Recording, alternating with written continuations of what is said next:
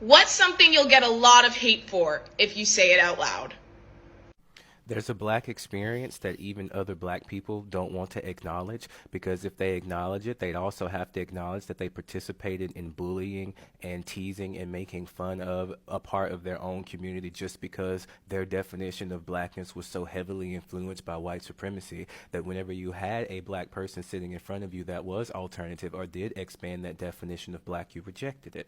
And so all you have to say is, when I was growing up, I was too white for black people and too black for white people. And people will immediately tell you to shut up, get over your trauma. All of a sudden, 400 years is fine, but the fact that this happened 12 years ago is an issue. And people think that we're like going back in past, mad about stuff that happened in high school. Y'all be bullying people at family reunions.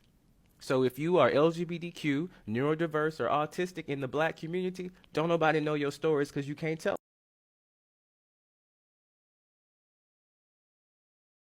I'm not proud of this. And I used to think the same way about some black people that I really think some racist white people do. I used to feel like they were lazy, that all the problems they had were because of decisions that they made. And I never really felt connected with the black community. And a lot of that had to do with the way in which the black community treated me when I was younger and even as an older adult. And there are a lot of people who have that shared experience, who are trying to figure out how to be themselves in a community that will absolutely drag you through the mud and just make you do not know shame until you have been made fun of by a group of black people on a playground or at a family reunion. You don't know what it feels like to be that person. And there are some people in black families who is that person all the time. And they walk around not knowing who they are, not knowing what they want to do, not being able to be patient with themselves, not knowing who they truly are and truly expressing themselves for who they are because of fear of being ridiculed. So I made this video to talk about the other black experience, the experience of being rejected by people who have already been rejected by society. There's a process that black families engage in that, at best, can be seen as a way to protect the family's identity, and at worst, a correlational factor in the development of severe mental illness such as anxiety, depression, and schizophrenia. Scapegoating.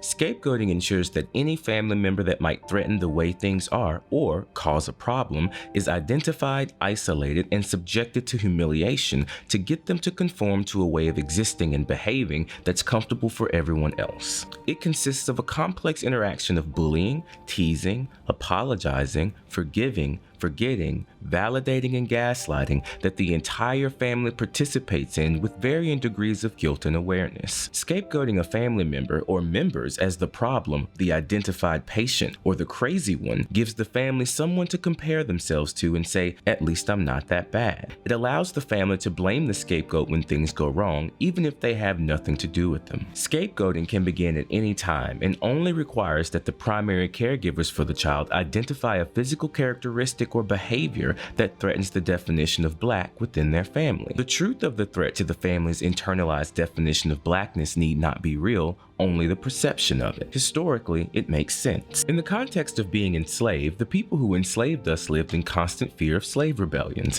The enslavers often came up with arbitrary classification systems, much like those found in the Diagnostic and Statistical Manual of Mental Illness, to identify potential slaves who might pose a problem in the future. The problem for the enslaved, besides slavery, was that each enslaver had their own system and way of running their plantation. When bearing children into slavery, it was essential to mold a child quickly into a version of themselves that reduced the likelihood of drawing the ire of the enslaver. Without a doubt, the behavior that caused the most problems for enslaved black people were rebelliousness, defiance, and free thought, characteristics that were not black, as being black meant being submissive. Through a complex interaction of corrective actions, including whoopings and social shaming, these potential problem children were subjugated and had any rebelliousness, also known as being a normal child, beat out of them. By picking on rebellious black children, black parents were doing their best to ensure their children would survive. No one could ever blame them for the decisions they had to make back then under those extraordinary circumstances. The definition of being black was to be quiet, submissive, and compliant,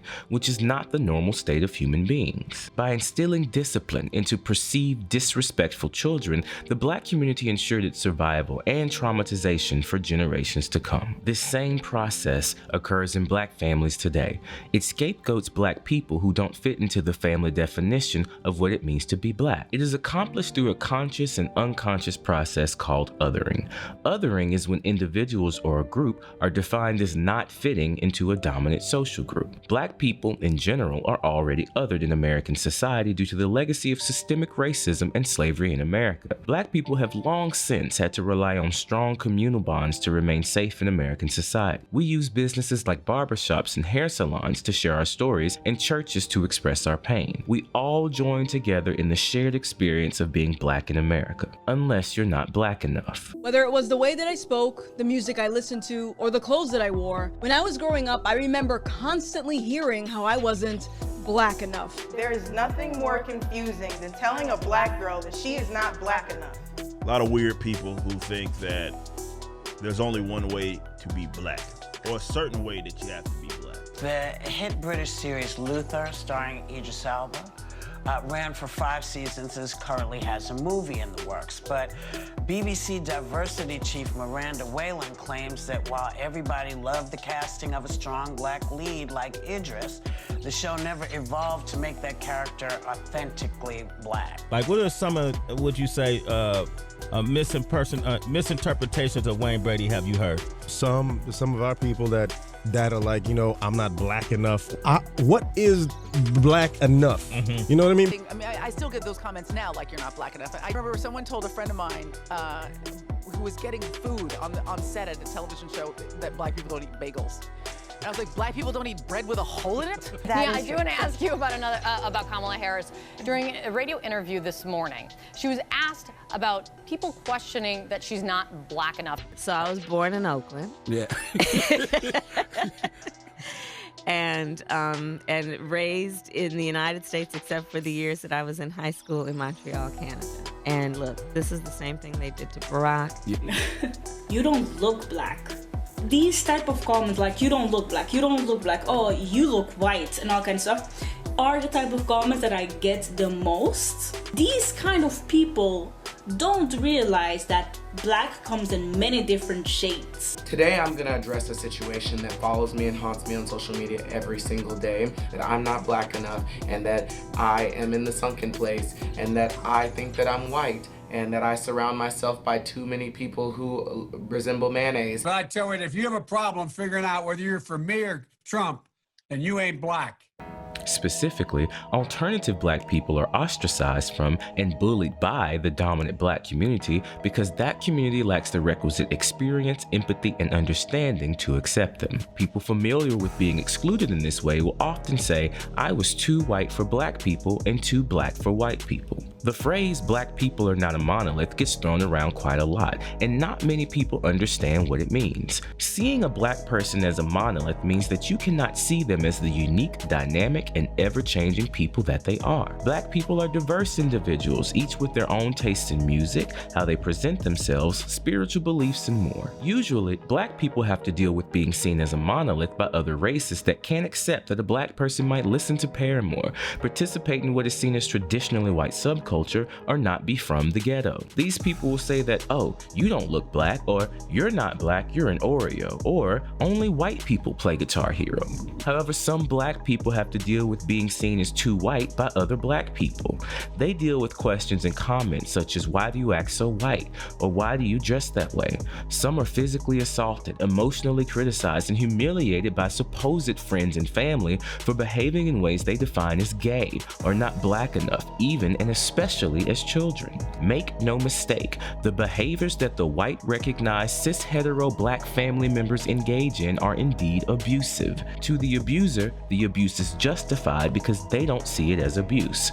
The not black enough family member is dehumanized and seen as a problem to be solved, not a person expressing themselves in unique and often beautiful ways. Now, the problem is that many people in the cis-hetero dominant black community will say that I'm just being dramatic and that it isn't as serious as I'm making it out to be. They would argue that teasing is normal in families and that I'm just too sensitive, can't take a joke, or perhaps suffering from some form of mental illness.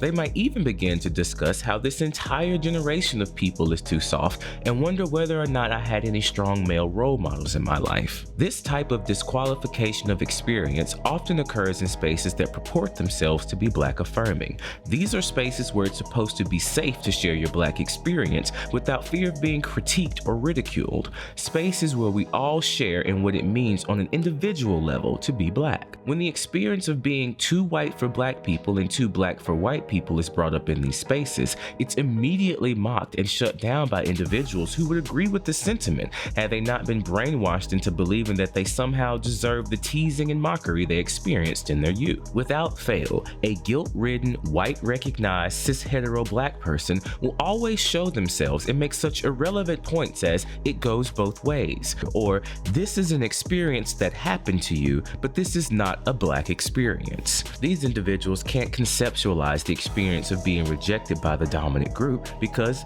they're part of the dominant group. There must be room at the table for all experiences to heal from intergenerational trauma, even those that we've inflicted upon ourselves. To start healing, we have to start talking. I'll go first. This is my black experience. As a child, my earliest memories include getting bullied by black children, adults, and family, most bizarrely my single-parent mother. My mother had a penchant for beating me mercilessly for such minor infractions as shaking my leg, not making eye contact, and making the same mistakes over and over again. The inability to understand that you can't teach a lesson you yourself haven't learned is the main reason why individuals from the white recognized cis-hetero dominant black community spank their children. It's challenging to speak about the experience of being spanked as a child in black spaces because many black people choose to identify with the abuse and their abusers, mainly because their abusers were their primary caregivers or people who claim to love them. They have significant difficulty just saying, "My parents did the best they could and it wasn't good enough." It's resulted in lasting physical and emotional scars that can't be healed unless I reevaluate what it means to raise a child. I will continue to pass on this intergenerational trauma until I address it. It's much easier to say, "I was spanked as a child and I turned out fine." To reinforce their delusion, they must violently attack any point of view to the contrary. In addition to this physical abuse, my mother's verbal lashings were on par with her physical ones. She had an uncanny ability to zero in on any insecurity and exploit it until I no longer wanted to look at myself in the mirror. Many cis-hetero black women and their defenders will state that I'm blaming all black women and weaponizing my trauma. They'll say that other men have been through a similar experience and did not come out hating black women. Their sentiments are to be expected because they lack the credentials, education, and lived experience to understand how traumatic events affect the body and the mind. They are ignorant of the defenses and constructs a child's mind will build to protect itself and survive. Also, many of them are guilty of doing the same things to their children right now. As much as cis-hetero black women who hide behind the banner of being the most oppressed want you to think it isn't possible, black women can be oppressors too, and overwhelmingly, they oppress their children because it's often the only way they have access to exercising anything resembling real power. I was subjected to this oppression from the time I was able to perceive myself as a person until she stopped beating me when she realized it wouldn't work anymore. This experience alone, in and of itself, is enough to explain why I harbored such hatred for black women before I began healing. As this occurred at home, I was also bullied by various black pastors and preachers in the black church. For some black people, the black church is not an amazing, loving, and accepting environment. It isn't a place to find community support and comfort. To some, the black church is a circus of adults yelling made-up words, loud, repetitive music, and weekly reminders of how from dust they came and from dust they will return. As much as black people don't want to admit it, Christianity is one of the tools of the master concerning the transmission of intergenerational trauma within the black community. Back to my mom again, one recurring accusation towards me was that I acted like a devil child. To her, everything was the devil. Video games, music, and movies were all tools of the enemy. She used to tell me quite often how the devil lived inside of me and she needed to get him out by beating me. She found validation of this disbelief at the many churches we visited when I was younger. These churches place great emphasis on conformity to interpretations of Christianity rooted in submission to white supremacy. The black church is also where I interacted with the most black men in my life, and they seemed to be highly concerned with making sure I wasn't gay. They offered advice for me to toughen up, not cry so much, and be a man. It always struck me as strange that white recognized cis-hetero-dominant black men cling so desperately to a definition of masculinity so heavily influenced by white supremacy that having a penis becomes their entire personality. These are men who are so fragile that they are unable to eat a banana in public. These are men who will scream about how a woman can't teach a man how to be a man, but whose own teaching ability consists of shouting the same information in a successively louder tone until by sheer force of trial and error, their unfortunate pupil finally comes to the solution on their own. Men who would scold me for standing with my hand on my hips or tell me to look at my nails and then hypothesize that the way I looked at them meant I was gay. School was no different. I did not sit with the black kids at lunch because for some reason, my existence caused quite a violent response in the black children around me. I was beaten up at least twice a week by black boys and girls. The reason for the beatings from kids around me were just as confusing and confounding as those I received at home. Sometimes it was because I was acting white, sometimes it was because someone was convinced that I was gay, and other times I think it was just what people did. I was in the gifted program when I was younger, and somehow being smart was also a betrayal of my blackness and deserving of ridicule and abuse. Even my romantic endeavors with white recognized cis-hetero black women have failed, and the common reason always came down to being too sweet, not aggressive enough, and even once that I was obviously gay and just hadn't recognized it yet. My first positive experience with someone of the opposite sex was a white girl who didn't think I acted gay, didn't believe I talked white, and generally just accepted me for myself. Although unremarkable to most, if you understand the backdrop of my existence at the time, you can see how I may have developed a complex to seek out similar validation from similar women. That's why I find the question, why do black men date white women, so stupid? It's because we're talking about men who had more negative experiences than positive ones with cis-hetero black women in the formative years of their lives. If I touch a stove and it's hot, I'm probably not going to touch the stove again. In fact, I'm probably going to avoid anything that reminds me of a stove. It's a lesson we never need to learn again. Similarly, these black men who only date white women and have reasons that are anti-black women have had experiences with black women that have been like touching the stove, and the experience has convinced them that all stoves are hot and will burn you. For some black men, dating white women is a preference, and for some, it's a literal trauma response. They associate black women with all the pain and suffering they've experienced as a child. This association is not a conscious process, and if no one ever validates and speaks to that experience, how are they supposed to form a corrected view of black women? One of my biggest frustrations is watching former nerds who've assimilated into the white recognized cis-hetero-dominant black culture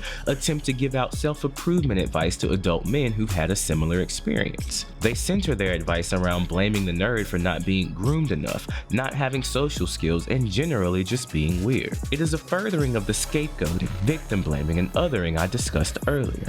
Groomed enough to whose standard? Social skills to whose standard? Weird to whose standard? The standard of the cis-hetero-dominant black culture. Instead of asking the culture to be more accepting, these men do nothing but repeat the culturally sanctioned process of shaming these men to conform. It is especially egregious when it comes from the mouths of so-called black nerds, when in reality it's just someone who's decided to deal with their othering by conforming to the standards set for them by the dominant community. There is a certain level of nerd that the white recognized cis-hetero-dominant black community will allow, and one way to signal that you're in group is to attack your former family. While I'm focusing on the experiences of black men, I recognize, unlike the dominant black community, that gender is on a spectrum, and that many non-male identified individuals in the alternative black community have struggled with similar experiences with varying degrees of severity. As someone who identifies as a queer man, I don't feel the right to speak on those experiences because it's not my place. However, I am excited to open up my platform to conversations with individuals from those different perspectives. We have in common, though, a shared experience of being rejected by the dominant black community. That sustained rejection across various areas of our lives has led us to navigate the world in a way that the in-group can't understand. That sustained rejection also fuels the adverse responses we have toward the dominant black community. Not to mention that some of us were just born different. There's a spectrum of black neurodiversity, and it goes utterly unrecognized normalized in the dominant black culture. Black neurodiverse individuals must go through absolute hell and survive a childhood full of pain because the cis-hetero dominant black culture sees the symptoms of their neurodiversity as further evidence of their non-blackness and aims to beat it out of them. Many autistic, ADHD, neurodiverse black people are undiagnosed, or even more frightening, have been subjected to such hostile corrective measures in their youth that they develop exaggerated behaviors that to a white savior look like schizophrenia. This misdiagnosis is a problem I will go into in greater detail in the future. Welcome to the future. It's crazy, y'all. I have so many people in my practice who are just constantly questioning themselves because they never got to truly be who they were. Millennials as adults, and even the millennials I'm working with now, the adults, they can't even fully let themselves try out different ways of being without feeling embarrassed about it or without feeling like they're stupid. Or they do find some subculture that they feel like they belong in, and then they question themselves and say, well, am I posing? Is it really real? Is that really how I feel? And I just want all of you to know that you are not crazy. Okay? You are not crazy. It is completely and totally possible that you come from a family system that is dysfunctional.